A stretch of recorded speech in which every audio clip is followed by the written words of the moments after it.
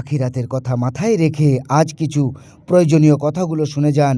অনেক মানুষ রাত জেগে ইবাদত করে, আবার অনেক মানুষ ক্লান্ত শরীর নিয়ে ঘুমিয়ে পড়ে।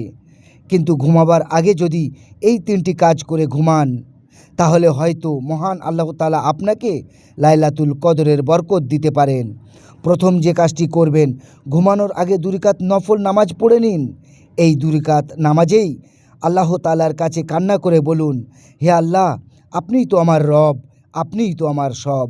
যদি আজ লাইলাতুল কদর হয়, আমাকে সমস্ত গুনাহ মাফ করে দিন। দ্বিতীয় কাজটি যেটা করবেন, ঘুমাতে যাওয়ার আগে বেশি বেশি করে ইস্তেগফার পড়ুন আস্তাগফিরুল্লাহ, আস্তাগফিরুল্লাহ, আস্তাগফিরুল্লাহ। কারণ মহান আল্লাহ তাআলা ক্ষমা করতে ভালোবাসেন। তৃতীয় শেষ কাজটি যেটা করবেন, লাইলাতুল কদরের দোয়াটি পড়বেন, আল্লাহুম্মা ইন্নাকা আফউন তুহিব্বুল আফওয়া ফাফু আন্নি। মনে রাখবেন, লাইলাতুল কদরের এক রাতের ইবাদত ৮৩ বছরের থেকেও বেশি সওয়াব। তাই আজ থেকেই চেষ্টা করুন। মহান আল্লাহ তাআলা হয়তো আপনার এই লাইলাতুল কদরেই ক্ষমা করে দিতে পারেন।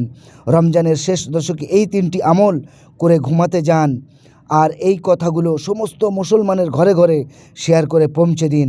হয়তো আপনার এক শেয়ারে আরেক পরিবার, আরেক ভাই, মা বা ভাই বোন সকলে মিলে এই ইবাদত করতে উৎসাহ ফিরে পাবেন। আর আপনাদের মূল্যবান মতামতটি কমেন্ট করে জানিয়ে যাবেন।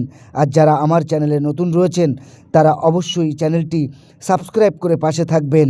আসসালামু আলাইকুম ওয়া রাহমাতুল্লাহি ওয়া বারাকাতুহু।